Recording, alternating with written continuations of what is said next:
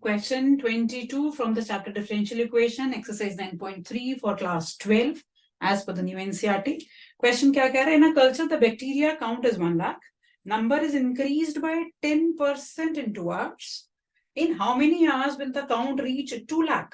If the rate of growth of bacteria is proportional to the number present. तो यहां पर हमें जो क्वेश्चन स्टार्ट करना है that is from the last line. क्या दे रहा है? Rate of growth of bacteria is proportional to number present.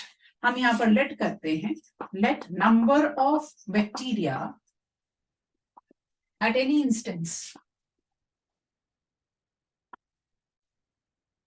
is x. So according to the question, the dx by dt is proportional to x.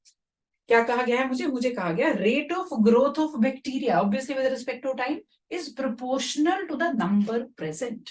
सो यहां पर सबसे पहले हमने इसको लिख दिया kx, जिसमें k क्या है? k is the constant of proportionality. अब हम इसको करते हैं dx by x is equal to k dt. Integration करने पर log x is equal to kt plus c. अब यहाँ पर दो अननोन्स हो गए मेरे पास, एक k और एक c. One is constant of proportionality, another one is constant of integration.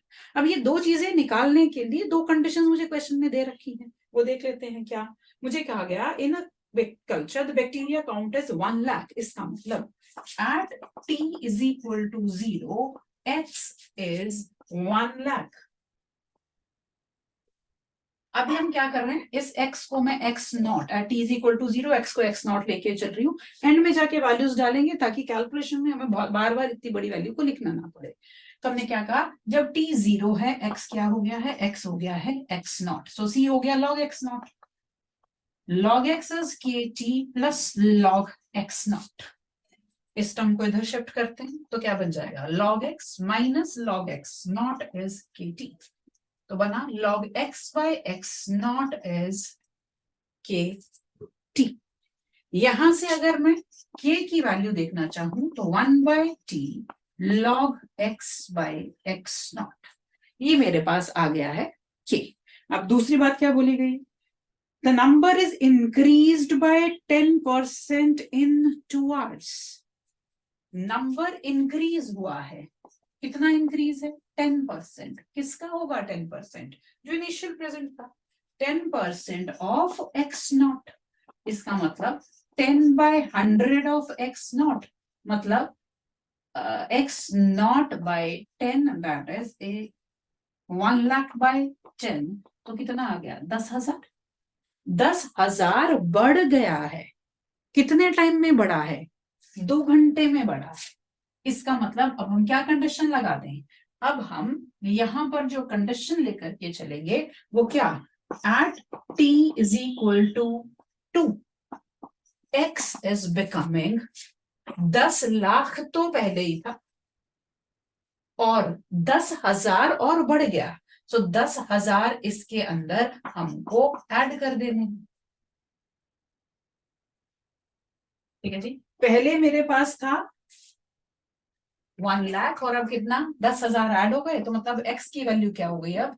1,10,000. 1,10,000. अब हम क्या करते हैं यहां?